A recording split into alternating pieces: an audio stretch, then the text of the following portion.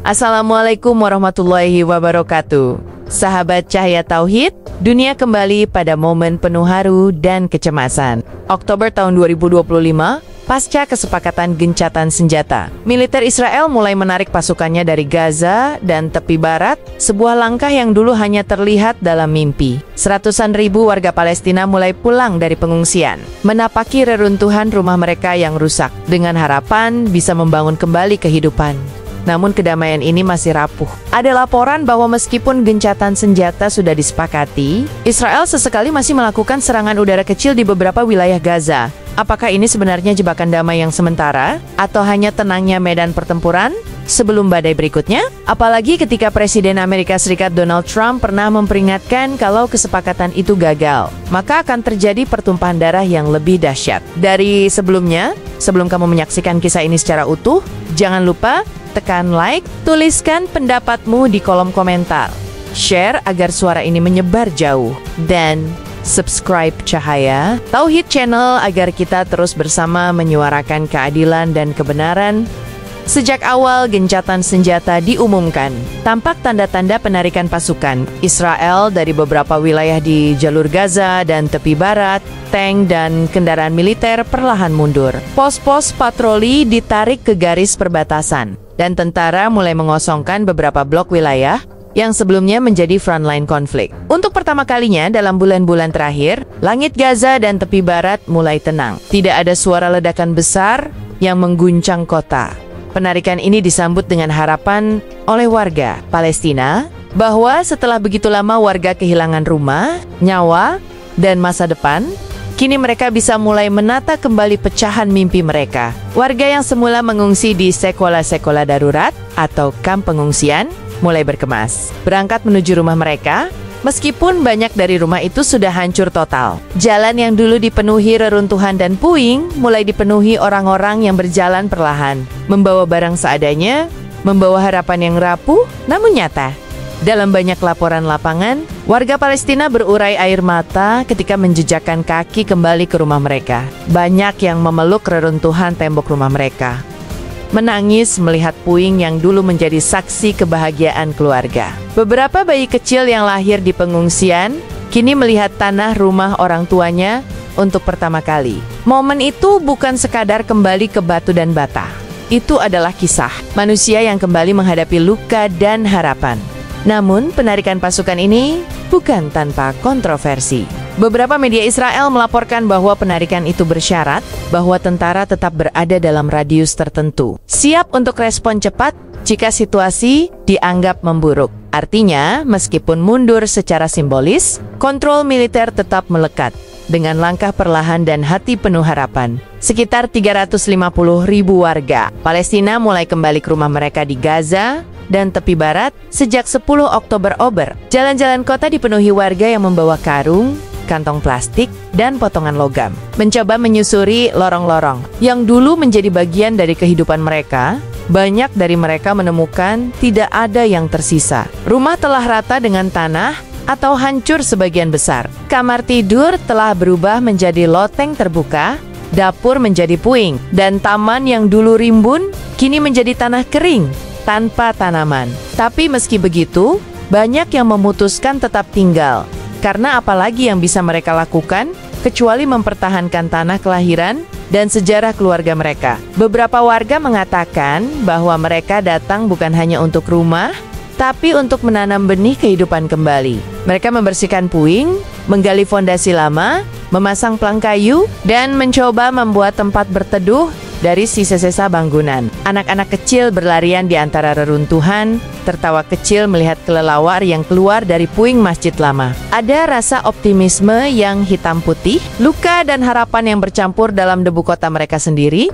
Namun, mereka juga menghadapi rintangan besar. Listrik belum pulih, air bersih langka, jalan utama rusak parah, serta jaringan komunikasi masih putus-putus. Bantuan kemanusiaan mulai masuk, tapi tidak cukup cepat. Dalam suasana yang hening, mereka berharap bahwa gencatan senjata ini bukan sekadar tempo jeda, tapi awal rekonstruksi dan keadilan di dalam negeri Israel. Kesepakatan gencatan senjata memunculkan reaksi beragam. Di media pro pemerintah, banyak yang menyebut bahwa penarikan militer adalah tindakan strategis, bahwa negara berhak untuk menjaga keamanan dan bahwa gencatan itu tidak berarti menyerah. Beberapa laporan menyebut bahwa meskipun pasukan ditarik, Israel tetap mempertahankan posisi intelijen dan drone pengawasan untuk memantau setiap gerak di Gaza. Namun di kalangan masyarakat awam Israel, ada kekhawatiran juga. Beberapa prajurit dan keluarga mereka yang kehilangan anggota pasukan menyambut penarikan itu dengan harapan bahwa konflik panjang ini bisa berakhir. Ada yang lega bahwa anak-anak mereka tidak lagi tidur dengan suara sirena dan bom, dan bahwa generasi baru mereka memiliki peluang untuk hidup tanpa trauma perang setiap malam. Tetapi tidak semua mendukung. Beberapa kelompok kanan ultra-Israel menolak penarikan militer ini, menuduh bahwa pemerintah Israel tertelan tekanan global dan mengkhianati keamanan nasional. Mereka mengancam bahwa jika gencatan senjata ini dilemahkan, maka konflik akan berkobar lagi dengan lebih keras daripada sebelumnya. Dalam forum-forum politik dan media sosial Israel, diskursus sengit muncul tentang hakikat keamanan, legitimasi aksi militer, dan moralitas negara yang menduduki wilayah tetangga. Meski pemerintah menyebut penarikan sebagai bagian dari kesepakatan damai, banyak warga Israel masih meragukan bahwa perdamaian itu bisa bertahan lama. Meskipun kesepakatan gencatan senjata telah ditandatangani secara resmi oleh pihak Israel, Hamas, dan mediator internasional, laporan di lapangan menyebut adanya pelanggaran kecil, ledakan sporadis, serangan udara kecil di zona pinggiran, dan misi militer terbatas yang diklaim sebagai tindakan keamanan. Warga Gaza melaporkan bahwa bom jatuh di perbatasan padahal gencatan senjata sudah berlaku. Kritikus menyebut bahwa gencatan senjata ini bisa menjadi jebakan sementara, bahwa Israel mungkin menarik pasukan besar, tetapi menyisakan elemen tempur ringan dan intelijen yang siap kembali ketika tekanan dunia melemah. Jika itu benar, maka pulangnya warga Palestina ke rumah mereka bisa menjadi langkah berbahaya, karena mereka bisa menjadi korban konflik baru di masa berikutnya. Beberapa analis menyatakan bahwa perang berikutnya bisa jauh lebih brutal. Dengan sisa infrastruktur militer dan intelijen Israel yang masih aktif, kapan saja konflik bisa diledakkan kembali. Pesan dari Presiden Trump bahwa jika gencatan senjata gagal, pertumpahan darah akan lebih dahsyat dari sebelumnya menjadi bayangan mengerikan yang mengusik ketenangan warga sipil yang berusaha membangun kembali hidup mereka. Di pihak Palestina dan mediator, harapan tetap dijaga. Ada seruan agar masyarakat global memantau setiap pelanggaran dan agar kesepakatan ini dibuat tahan lama dengan mekanisme pengawasan internasional yang ketat. Mereka berharap bahwa damai kali ini bukan hanya jeda, tapi fondasi untuk rekonsiliasi dan pemulihan. Saat warga Palestina kembali ke kota mereka, kenyataan yang dihadapi sangat keras. Jalan-jalan penuh lubang, listrik mati, air bersih terbatas, dan bangunan tinggal kerangka. Itu semua menjadi bagian dari realitas sehari-hari. Beberapa rumah hanya tersisa fondasi dengan sisa-sisa tembok yang retak. Tapi di sela-sela puing itu tumbuh keberanian. Banyak warga memilih tinggal meskipun kondisi berat, karena bagi mereka, tanah adalah identitas. Meninggalkan rumah berarti kehilangan akar. Orang tua mengumpulkan anak-anak mereka di reruntuhan kamar, mengajari mereka doa dari lantai yang retak, menyentuh batu bata yang dulu mereka tinggali. Rumah bukan hanya kayu dan batu. Rumah adalah jiwa, kata seorang ibu sambil meneteskan air mata.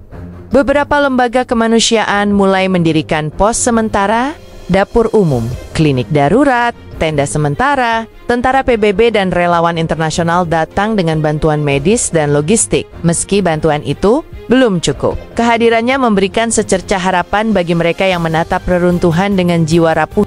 Siapa yang berhak mendapatkan bagian rumah duluan? Siapa yang mendapatkan air bersih? Bagaimana melindungi diri dari serangan kecil yang masih terjadi? Semua ini menjadi dilema kehidupan pasca konflik yang belum benar-benar akhir. Di antara puing-puing dan debu, tumbuh benih harapan. Banyak warga Palestina menyebut momen ini sebagai kembalinya kehidupan secara perlahan. Mereka berharap bahwa anak-anak mereka bisa kembali bersekolah, petani bisa menanam kembali, masjid bisa direnovasi, dan suara azan kembali berkumandang tanpa takut. Tapi di balik harapan itu, masih ada kewaspadaan yang tinggi.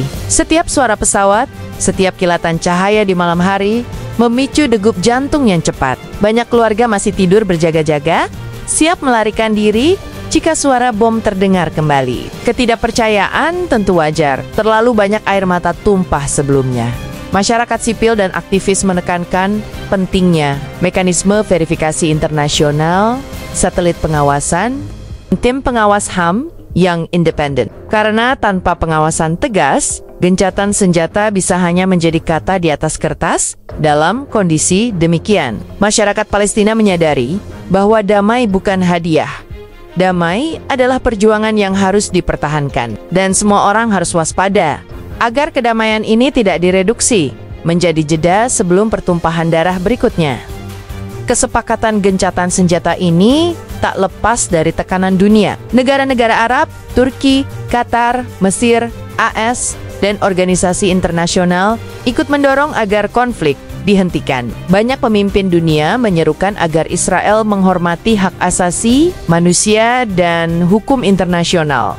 Bahkan setelah penarikan tentara, negara-negara donor mulai mengucurkan bantuan rekonstruksi dan pemulihan. Proyek-proyek rehabilitasi infrastruktur dihimpun, mulai dari perbaikan jalan, listrik, hingga renovasi sekolah dan rumah sakit. Dana besar berputar dengan tujuan memulihkan Gaza dan tepi barat. Namun, ada kekhawatiran bahwa tekanan politik global bisa mereda. Ketika sorotan media bergeser dan konflik dunia lain muncul, perhatian internasional bisa beralih dan pendukung perdamaian bisa kehilangan momentum. Jika damai ini gagal dijaga dengan konsisten, maka tekanan dunia bisa meluntur dan provokasi kembali meningkat. Dalam skenario itu, Palestina harus menyiapkan diri, mempertahankan argumen moral, menjaga keutuhan masyarakat, memperkuat infrastruktur sipil, dan tidak membiarkan narasi perang kembali mengambil alih ruang publik. Momen ini mengajarkan bahwa konflik tidak selesai begitu pasukan mundur. Perjuangan Palestina berlanjut di bidang sosial, ekonomi, dan psikologis. Surga yang dirusak butuh waktu untuk pulih, dan luka batin butuh waktu untuk sembuh. Para tokoh agama menyeru agar umat menahan diri dan tidak membiarkan dendam membakar masa depan. Mereka mengingatkan bahwa syahid bukan hanya mereka yang mati di medan perang, tapi juga mereka yang hidup terus mempertahankan iman dalam damai. Komunitas internasional harus konsisten, tidak hanya saat konflik panas, tetapi juga di masa damai. Bantuan, pengawasan, dan diplomasi harus terus berjalan agar kedamaian ini tidak luluh oleh ambisi politik atau kondisi dunia yang berubah. Bagi warga Palestina yang kembali ke rumah mereka, jangan patah semangat. Hidup baru memang sulit, tapi iman dan persatuan bisa menjadi bahan bakar untuk memulai dari udara yang tertutup debu. Menuju langit yang bersih dan masa depan yang penuh harapan, ada sinyal-sinyal bahwa meskipun kesepakatan sudah ditekan, konflik bisa menyala kembali dengan intensitas lebih tinggi. Serangan sporadis, aksi teror kecil, pembalasan militer tersembunyi, semua ancaman nyata. Beberapa analis memperingatkan bahwa perdamaian palsu adalah perang dengan modus baru. Trump pernah menyebut bahwa jika gencatan senjata gagal, pertumpahan darah akan jauh lebih besar dari sebelumnya. Kalimat itu menjadi bayangan yang menghantui warga Gaza, terutama ketika ledakan-ledakan kecil terdengar di pinggiran kota. Mereka bertanya, apakah ini provokasi sebelum perang besar dimulai kembali? Tanda-tanda kegelisahan itu terlihat. Warga rami-rami meninggalkan area dekat perbatasan. Banyak organisasi kemanusiaan menarik relawannya dari daerah rawan. Bahkan, anak-anak yang baru pulang ke rumah terkadang tidak berani bermain di luar saat malam tiba. Jika kekerasan baru benar terjadi, korban utama tentu warga sipil tak berdosa. Maka tanggung jawab dunia bukan hanya pada surat perjanjian, tapi pada pengawasan nyata, sanksi jika pelanggaran terjadi, dan solidaritas permanen agar damai ini tidak menjadi goyah saat tekanan politik atau kepentingan internasional berubah. Meski langit kadang mendung kembali, setiap langkah kembali ke rumah adalah langkah besar kemanusiaan. Palestina yang bangkit dari reruntuhan menunjukkan bahwa hati manusia bisa lebih kuat dari bom. Damai yang rapuh ini membutuhkan usaha kolektif. Rakyat Palestina harus tetap waspada, dunia harus terus mendukung, dan Israel harus menunjukkan itikat baik yang nyata. Hanya itu jalan agar damai ini tidak menjadi sandiwara perang dalam jeda. Kita sebagai penonton, umat Islam dan warga dunia punya peran moral. Adukan pelanggaran melalui media, dukung organisasi kemanusiaan, suarakan keadilan dimanapun kita berada. Karena ketika satu kehidupan diselamatkan, dunia menjadi lebih manusiawi. Semoga gencatan senjata ini bukan sekadar jeda, tapi pintu baru menuju perdamaian sejati. Semoga Israel menghentikan kekerasan secara permanen dan Palestina diberi hak mereka sepenuhnya. Semoga Allah menjaga jutaan jiwa yang hidup dalam reruntuhan, agar mereka kembali membangun bukan hanya rumah, tapi masa depan yang penuh harapan. Sahabat Cahaya Tauhid, kita telah menyaksikan babak baru dari perjuangan panjang Palestina. Tarik mundur militer, warga kembali ke rumah. Damai yang rapuh, semuanya membawa harapan dan tantangan. Tapi satu hal pasti, Allah bersama orang-orang yang sabar dan berpegang teguh pada keadilan. Jangan biarkan kisah ini berlalu begitu saja. Tekan like, bagikan ke banyak orang, dan tulis pandanganmu di kolom komentar. Subscribe Cahaya Tauhid agar kita terus menjadi saksi dalam narasi dunia ini. Wassalamualaikum warahmatullahi wabarakatuh.